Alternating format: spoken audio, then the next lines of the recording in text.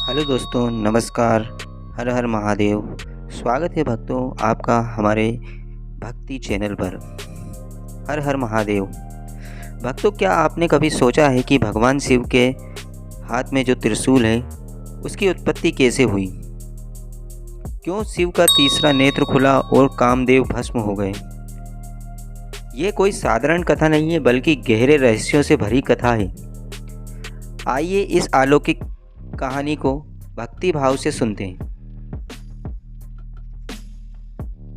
हर हर महादेव। तो दोस्तों, हम कथा विस्तार से समझते हैं। बहुत समय पहले सृष्टि का प्रारंभिक कालचक्र रहा। बहुत समय पहले सृष्टि का प्रारंभिक कालचक्र चल रहा था। देवता और असुर दोनों ही कठोर तप करके वरदान प्राप्त किया करते थे। जरा सोचिए, अगर असुरों को वरदान मिल जाए तो वे उसका उपयोग किसके लिए करेंगे? हाँ, अत्याचार और अहंकार के लिए। इसी काल में हुआ था असुर तारकासुर। उसने कठोर तप किया और ब्रह्मा जी को प्रसन्न किया। उसने ब्रह्मा जी को प्रसन्न कर लिया। ब्रह्मा जी ने भी दोस्तों वर मांगो पुत्र ऐसा बोल के तारकासुर को वरदान दे दिया। मेरी मृत्यु केवल भगवान शिव के पुत्र के हाथों हो। आप ऐसा ही सोचिए भक्तों। महादेव तो गहन तप में लीन थे, माता सती का वियोग झेल रहे थे, विवाह की कोई संभावना ही नहीं थी। तो क्या तारकासुर सच में अमर हो गया था? सोचने वाली बात है। क्या आप जानते थे ये चीज़ें? आतंक का आरंभ तभी से हुआ। वरदान मिलते ही तारकासुर का आतंक बढ़ने लगा। तीनों लोग भय से कांप उठे। देवता घबरा गए। वे विष्णु और ब्रह्मा जी के पास पहुँचे। सभी ने एक ही उपाय बताया, जब तक महादेव विवाह नहीं करेंगे तब तक तारकासुर का अंत नहीं, असंभव है। तारकासुर का वध हो ही नहीं सकता।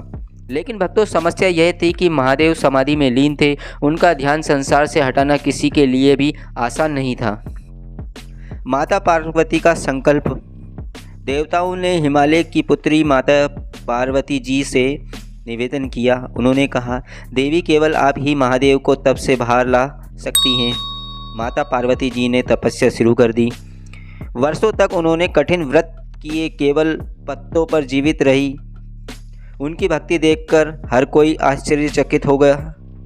लेकिन महादेव, वो तो अपने ही ध्यान में मग्न थे। तभी दोस्तों दूसरा मोड़ आया, कामदेव का प्रवेश। तब देवताओं ने कामदेव को बुलाया। कामदेव ने वसंत ऋतु का सौंदर्य रचा।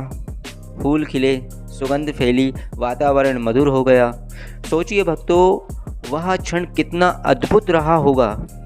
सोचिए दोस्तों कि वह क्षण कितना अद्भुत रहा होगा। लेकिन वही क्षण विनाशकारी भी बन गया। वह क्षण भी विनाशकारी बन गया। कामदेव ने पुष्प बाण छोड़ा और महादेव का ध्यान भंग करने की कोशिश की।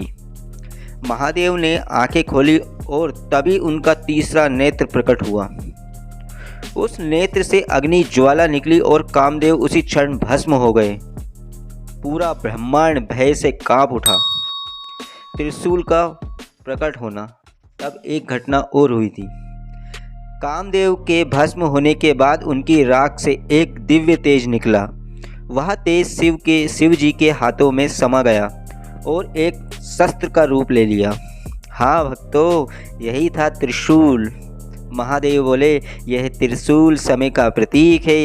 इसके 3 शूल अतीत, वर्तमान और भविष्य हैं। जो अधर्मी होगा यह त्रिशूल उसका अंत करेगा।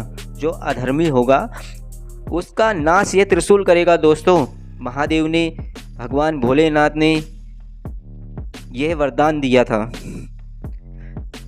कामदेव की पत्नी रति विलाप विलाप करने लगी। महादेव ने उन्हें आशीर्वाद दिया, चिंता मत करो, कामदेव पुनः जन्म लेंगे। इधर पार्वती जी तपस्या करती रही। आखिरकार उनकी भक्ति से महादेव प्रसन्न हुए।